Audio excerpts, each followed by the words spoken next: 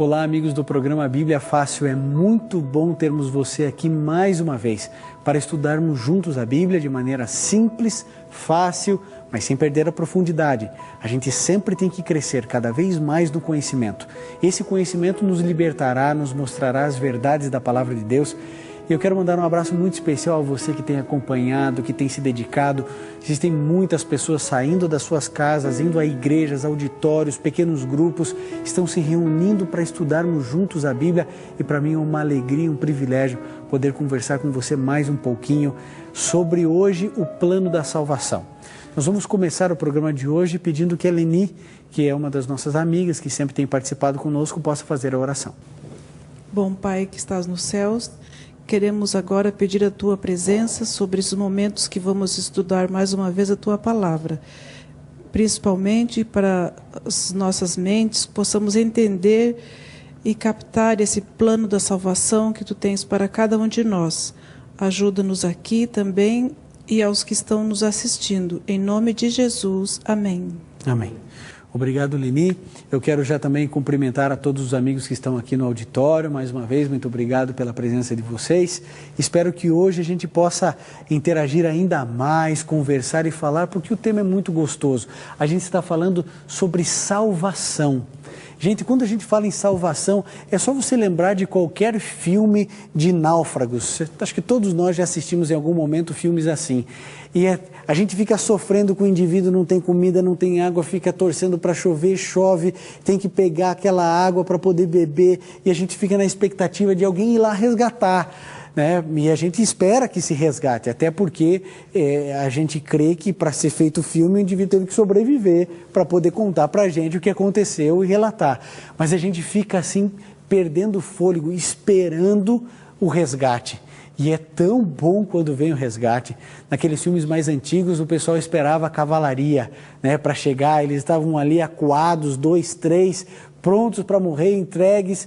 E aí aparecia a cavalaria e salvava tudo. E a gente falava, poxa, que bom. É mais ou menos isso que aconteceu. Nós estávamos completamente perdidos. Nós estávamos entregues à nossa escolha. Nós deveríamos morrer e morrer eternamente. Só que então aparece a nossa cavalaria, o nosso resgate, aparece aquele navio salva-vidas chamado Plano da Salvação, Jesus Cristo nosso Senhor, e nos deu a possibilidade de acreditarmos em dias melhores. E é isso que nós vamos começar a estudar aqui.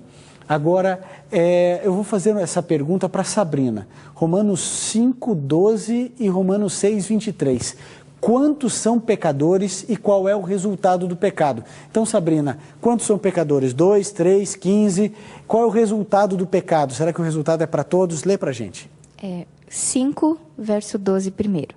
Portanto, assim como por um só homem entrou o pecado no mundo e pelo pecado a morte, assim também a morte passou a todos os homens, porque todos pecaram. Ok, então vamos fazer uma pausa aqui. Olha só, por um só homem entrou o pecado no mundo.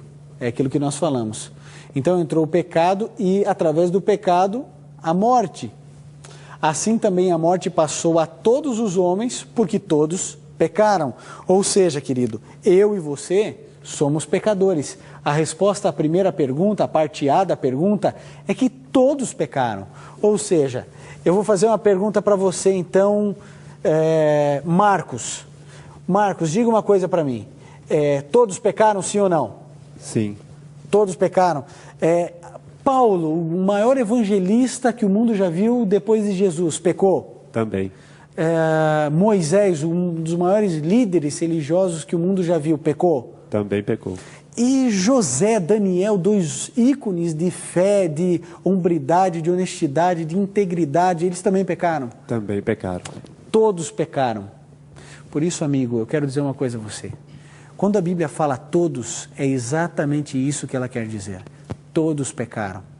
Eu vou falar uma coisa, eu não gostaria que você ficasse chateado comigo, nem magoado. Mas quando a Bíblia fala todos, é exatamente isso que ela quer dizer. Isso inclui, sabe quem? O apóstolo Pedro. Isso inclui o apóstolo Tiago, João e até Maria, mãe de Jesus. Maria, mãe de Jesus, sem dúvida foi uma mulher extraordinária. Essa mulher foi escolhida por Deus para ser a mãe de Deus. Sem dúvida, a principal mulher do mundo, uma mulher especial, mas ela também pecou. Ela nasceu em pecado e ela precisou do sacrifício de Jesus para ser salva, como eu e como você. É isso que a Bíblia diz, todos pecaram. Agora, Sabrina, Romanos 6:23, qual é o resultado do pecado? Porque o salário do pecado é a morte, mas o dom gratuito de Deus é a vida eterna em Cristo Jesus, nosso Senhor. Então a Bíblia diz que o salário do pecado é a morte. Então qual é a paga? O indivíduo faz uma coisa, tem uma consequência daquilo. É a lei da ação e reação. Ação, pecado. Reação, a morte. O salário, a paga do pecado é a morte. É isso que a Bíblia diz. Todos pecaram, por isso todos devemos morrer. Esse é o salário do pecado. Márcio. Pastor, a Bíblia diz que todos pecaram. Jesus foi homem também. Ele entra nesse todos ou não? Ele pecou ou não? Isso, boa pergunta, Márcio. Jesus Cristo foi o único ser humano na Terra que não pecou. Nós cremos em uma coisa muito importante. Eu vou falar uma palavra assim bem esquisita, Márcio, mas ela é importante, eu vou explicar o que é isso. Nós acreditamos que Jesus Cristo veio de uma maneira pré-lapsariana. O que é isso? Pré, antes. Lapsariana vem de lapso. Lapso é queda. Então, a natureza de Cristo Jesus, ela veio com a natureza de Adão antes do pecado, pré-lapso, pré-lapsariana. Então, quando Jesus Cristo veio a essa terra, ele não veio provar que o Márcio, que o Ivan, que a Cíntia, que o André, que a Leni podem viver sem pecar. Ele veio provar que Adão, se quisesse, poderia ter permanecido puro e não precisaria ter pecado. Porque qual era a acusação de Lúcifer, de Satanás, diante de todo o universo? A lei de Deus é impossível ser cumprida. Deus nos força a ter uma atitude antinatural, obedecendo à força. E não é isso, não é possível obedecer à lei de Deus. E quando Adão caiu, ele então supostamente provou para todo o universo. Olha aí, realmente não dá para viver sem pecar. Jesus Cristo veio com a natureza de Adão, sem pecado. Nele não houve mácula nenhuma. Mais uma evidência disso, Márcio, é a questão de que o cordeirinho lá no Antigo Testamento, no sacrifício contínuo, no santuário, ele deveria ser com um cordeiro o quê? Sem manchas, sem máculas. Por quê? Porque não teria pecado. Cristo Jesus não entra nesse aspecto. Aqui está se tratando, o contexto é de todos nós, seres humanos mortais, pecadores. Então, todos nós pecamos. O único ser que não pecou foi Jesus Cristo. Muito obrigado. Vamos lá. Próxima pergunta. Qual é a condição da natureza humana após o pecado? André, lê para a gente Gênesis 6, verso 5. Viu o Senhor que a maldade do homem se havia multiplicado na terra e que era continuamente mal todo o desígnio de seu coração. Olha, o que Deus viu, que a maldade do homem havia se multiplicado na terra e que era continuamente mal todo o desígnio do homem, do seu coração. Eu acho que todos nós concordamos com esse verso de Gênesis 6, verso 5, porque a gente percebe de maneira muito evidente o ser humano cada vez pior, a maldade se proliferando a cada instante, a cada momento. Há alguns meses a gente vivenciou e todos nós acompanhamos pela televisão o terremoto e os terremotos que aconteceram no Chile. E que tristeza o governo, num momento de dor, de luto, de tristeza, ter que colocar o exército na rua não para ajudar, mas para dar ordem de toque de recolher, porque as pessoas saqueavam as lojas, roupas. E a gente pensa assim, puxa, mas é porque tinha fome, é porque tinha sede? Não, eles estavam levando televisão, videocassete, eles estavam levando materiais que não é de primeira necessidade, que não são de primeira necessidade. Então a gente vê que a índole do homem é cada vez pior, é má, é perversa. Cada vez mais a gente percebe isso na televisão, na internet, nos meios de comunicação. Isso aqui Jesus já viu há muito tempo. Então a condição da natureza humana após o pecado, cada vez pior, uma degradação cada vez pior. A gente às vezes fica sempre assim otimista, né? O mundo vai melhorar, o país vai melhorar, a condição vai melhorar. Querido, é sempre de mal a pior, porque a condição humana é ruim. A economia pode melhorar, a quantidade de empregos pode melhorar, mas a maldade continua crescendo. Veja um país de primeiro mundo como os Estados Unidos, por exemplo. Lá eles têm muita coisa, muitos recursos, muito mais do que nós aqui. Agora, por isso, diminuiu a maldade lá, os assassinatos diminuíram, o tráfico de drogas é menor, porque lá eles têm recursos, a economia vai bem, é a maior potência do mundo, 25% do que é consumido no mundo é consumido lá. E por causa disso, o ser humano é melhor lá do que aqui? Não é. Então percebam, a gente pode melhorar o índice de analfabetismo, né? Diminuir ele, a gente pode aumentar a inclusão digital, a gente pode dar mais comida para as pessoas, isso não melhora a condição humana. Então, o nosso estado era muito complicado, mas então aparece o plano da salvação, e aí aparece isso aqui, a morte substitutiva.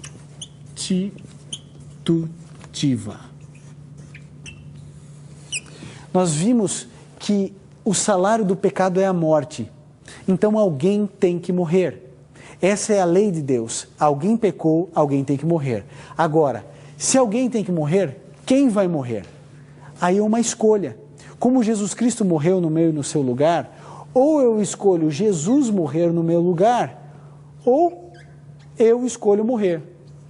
Olha como eu fiquei bonito. É uma escolha. Alguém vai morrer. Quando Jesus Cristo morre na cruz do Calvário, ele que não pecou. Então veja, o processo é simples, acompanhe comigo. O salário do pecado é a morte. Jesus Cristo pecou? Não pecou. Então ele não precisava morrer, concorda comigo? O salário do pecado é a morte, ele não pecou, não precisava morrer. Se ele não precisava morrer, por que é que morreu? Ele morreu para me substituir, para morrer no meu lugar. E aí então eu que pequei, que deveria morrer, eu pego a vida eterna dele e passo para ele a minha morte. Então o meu salário era a morte, eu entrego a Cristo. A vida eterna que Cristo tinha direito, ele passa a mim. E é assim que funciona. Esse é o plano da redenção. E a gente vai ver isso um pouquinho mais na prática agora nos textos da Bíblia, para você entender e compreender biblicamente o plano da redenção, o plano da salvação, o plano que Deus fez para você e por mim. Essa é a morte substitutiva de um Deus. Imagine que esse plano estava escrito antes da fundação do mundo. Antes do mundo ser criado, Deus já havia determinado que ele morreria em nosso lugar. E aqui eu quero fazer uma pausa antes de passar para a Priscila, que ela vai ler um próximo verso para a gente. Mas imagine, Deus já sabia que a gente ia pecar e mesmo assim nos criou. Deus sabia que iríamos cair e mesmo assim Ele nos criou. E sabe o que isso significa para você, amigo? E para mim? Que Deus sabia que ao nos criar, Ele teria que ir para a cruz do Calvário. E Ele foi para a cruz do Calvário e morreu. Deus poderia não ter nos criado e Ele permaneceria sempre ao lado do Pai. Mas Ele amava e ama você e a mim. E por isso nos criou mesmo assim. Mesmo sabendo que se nos criasse, teria que morrer com morte de cruz, Ele nos criou. Sabe como é o nome disso? Amor. Esse é o nome. Priscila, leia para a gente isso aqui. Quais são as características da natureza humana pecaminosa? Olha a maldade. Romanos 7, 18. Quais as características da natureza humana? Porque eu sei que em mim, isto é, na minha carne, não habita bem nenhum, pois o querer o bem está em mim, não, porém, o efetuá-lo. Ok. André, você sente essa mesma experiência de Paulo? Às vezes você quer fazer o bem e não consegue, e o mal que você não quer acaba fazendo? Pastor, hoje em dia a gente começa a entender muito bem tudo que Paulo passou. Porque por mais que a gente tente ser bom, ser cortês, muitas vezes, no caso, honesto, a gente tentar levar uma vida justa ao lado de Deus, dos ensinamentos que Ele nos deixou, o pecado faz com que a gente dê 2 passos para trás. Então a gente tenta dar um passo para frente para tentar ser bom, para tentar ser seguir os caminhos de Deus, e o pecado ele faz com que a gente regrida 2. E é muito difícil. Na vida atual que a gente vive, é muito complicado, porque o mundo ele nos oferece muito mais opções que nos levam para trás do que a nossa própria força consegue nos jogar para frente. É verdade. É uma luta, né, Sabrina? Do bem contra o mal dentro da gente. Então, a experiência do André é a minha experiência, a experiência de todos nós aqui. É a luta de querer fazer o bem e não conseguir, e o mal que a gente sabe que não deve fazer, que a gente sabe que é errado, é lá que a gente fica, e parece que assim, a gente tem 3, 4, 8 segundos de alegria e depois 3, 4 dias de arrependimento e de sentimento de culpa. Sabrina? É interessante ver isso até numa criança, né?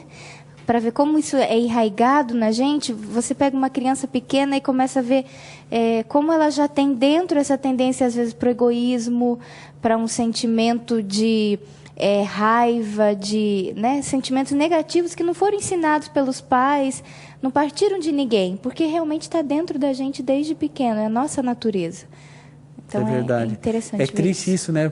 Ver numa criança, eu acho que é pior, né? Acho que causa mais dor ainda quando a gente vê esse egoísmo, essa atitude numa criança. E a verdade é essa, amigo. Todos nós sofremos e sofremos muito porque o pecado habita em nós de maneira muito forte, mas graças a Deus por essa morte substitutiva de Jesus Cristo. Bom, agora o Marcos vai ler para a gente. A pergunta é a seguinte: que plano Deus estabeleceu para nos salvar da morte eterna? Então há um plano. Esse plano é descrito em João 3,16. Vocês sabem que esse é o verso, talvez o mais importante de toda a Bíblia, João 3,16. Marcos, eu sei que você sabe decor, mas eu quero que você leia bonitinho para a gente João 3,16. Porque Deus amou o mundo de tal maneira que deu o seu Filho unigênito, para que todo o que nele crê não pereça, mas tenha a vida eterna. Olha aqui, é lindo demais. Deus amou o mundo de tal maneira que deu o seu único Filho para que todo aquele que nele crê não pereça, mas tenha vida eterna. E olha, quando a Bíblia diz que Deus amou o mundo, gente, é só você pensar quem está no mundo. Sabe, às vezes andando de ônibus ou andando de carro em algum lugar, eu acho que todos nós já vimos uma cena que a princípio nos promove um pouquinho assim de até risada e depois de tristeza, ou tristeza direto.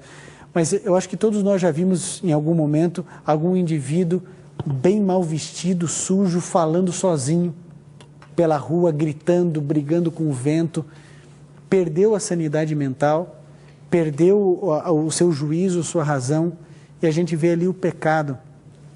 Quantos de nós já não fechamos o ouvido, não nos assustamos com alguém pedindo dinheiro ou oferecendo alguma coisa num sinaleiro? Quantos de nós já não vimos mulheres com crianças recém-nascidas pedindo algum tipo de dinheiro? Sabe, eu fico assim maravilhado porque a Bíblia diz que Deus amou o mundo. E quando a Bíblia fala que Deus amou o mundo, é esse tipo de pessoa que Deus amou. Deus amou o homossexual, Deus amou a prostituta, Deus amou o adúltero, Deus amou o bandido. E é muito difícil a gente poder imaginar Deus amando Hitler, por exemplo. Mas Deus amou. Hitler era filho de Deus. E Deus o amou, tanto quanto ama você e a mim. Mas Deus se entristeceu, obviamente, com tudo que ele fez. Deus amou Nietzsche, Deus amou Charles Darwin, Deus amou cada uma dessas pessoas que lutaram e que exerceram a sua liberdade e os dons que Deus deu para tentar matar o próprio Deus, numa canetada. Coitados. Diga, Márcio. Pastor, interessante é que Deus, porque Ele ama o Hitler, porque Ele ama você e ama a mim, porque o amor dele não depende do que nós fazemos. Porque se dependesse das nossas obras ou daquilo que a gente fizesse, ninguém seria amado, obviamente, né? Mas é legal entender, né? E eu entendo isso cada dia, que o amor dele não depende daquilo que nós fazemos. E por isso que o amor dele é tão maravilhoso. Né? É verdade. O amor dele depende daquilo que ele, como Deus é. Né? E ele não falha, ele não erra. Então, mesmo que você se sinta abandonado, perdido, mesmo que você se sinta o último dos pecadores, querido, Deus ama você porque ele não pode negar-se a si mesmo, como o Márcio mencionou. Bom, nós temos outros textos aqui. O Júlio vai dar uma lidinha para a gente aqui. O que Jesus fez por nós na cruz do Calvário? Vamos para o texto ali, Júlio. 1 Pedro, primeira carta de Pedro, no capítulo 2, verso 24. carregando ele mesmo em seu corpo, sobre o madeiro, os nossos pecados, para que nós, mortos para os pecados, vivamos para a justiça. Por suas chagas fostes sarados. Olha só, ele mesmo tomou sobre si, carregou no madeiro os nossos pecados. Então agora vivamos na justiça de Cristo. Agora eu e você podemos viver na justiça de Cristo Jesus. Então quando a Bíblia diz, não há um justo sequer, mas ao mesmo tempo diz que o justo viverá pela fé, não é uma contradição bíblica. É porque está dizendo que realmente nós somos pecadores maus, egoístas, do jeito que o André mencionou, que eu afirmei, que todos nós somos. Mas quando Jesus vive em nós, então eu me torno justo pelos méritos de Cristo Jesus. Essa é a ideia. Então olha só, o plano da salvação é o plano mais lindo que pode existir para você e para mim. Agora, querido, você pode escolher viver de acordo com o plano da salvação ou não. Aqui está o certo, aqui está o errado. Eu me lembro quando eu era pequeno e fazia as minhas provas, né, na escola, eu gostava de ver esse sinal aqui, ó. Esse aqui, às vezes, teimava em aparecer na minha prova e eu ficava meio triste por causa dele.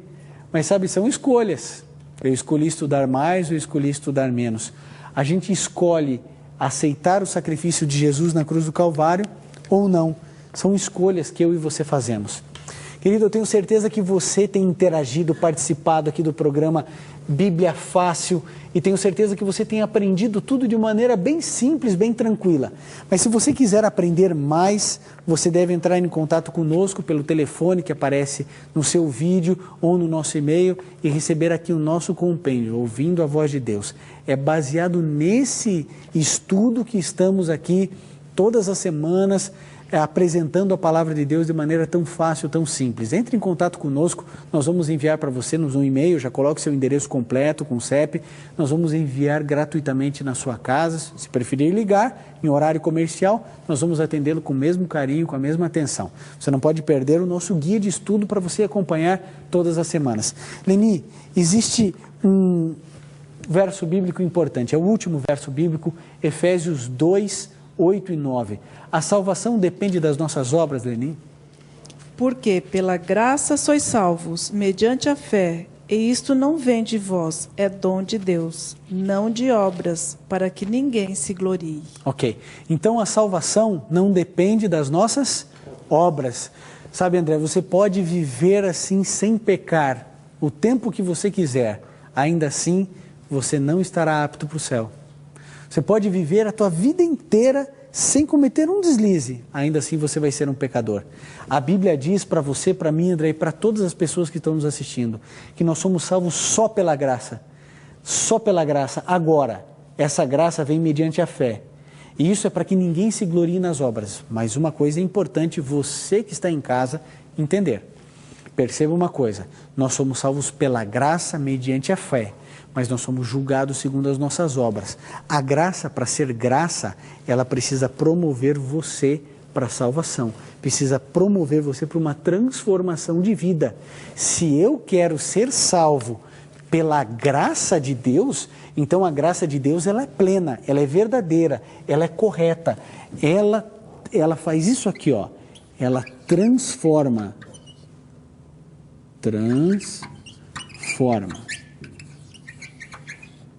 A palavra de Deus transforma a nossa vida, a minha vida e a sua vida. Por isso, as nossas obras serão melhores, serão mais bonitas, serão mais de acordo com aquilo que Deus espera de você e de mim. Você está disposto a aceitar Jesus Cristo no seu coração hoje? Você quer dizer, Senhor, eu aceito a salvação que o Senhor me deu na cruz do Calvário. Eu preciso do Senhor para ser salvo. O Senhor é a cavalaria que veio para salvar a minha vida através de um estudo da Tua palavra. Quer dizer isso para Jesus? Eu vou orar com você e por você agora, para que essa aceitação seja internalizada na sua alma e que hoje você possa nascer para uma nova vida em Cristo Jesus. Se puder, feche seus olhos e vamos juntos orar a Deus. Querido Pai, nós queremos te agradecer pelo sacrifício de Jesus. Obrigado pela morte substitutiva na cruz do Calvário. Obrigado pela morte vicária. Obrigado porque Ele tomou sobre si os nossos pecados e nos ofereceu salvação, nos ofereceu perdão, remissão e santificação. Que o Senhor esteja ao lado de todas as pessoas que hoje estão decidindo aceitar-te como o único Salvador na vida delas. Que elas se sintam e que sejam salvas no teu nome. Essa é a nossa oração e oramos e agradecemos no nome de Jesus. Amém.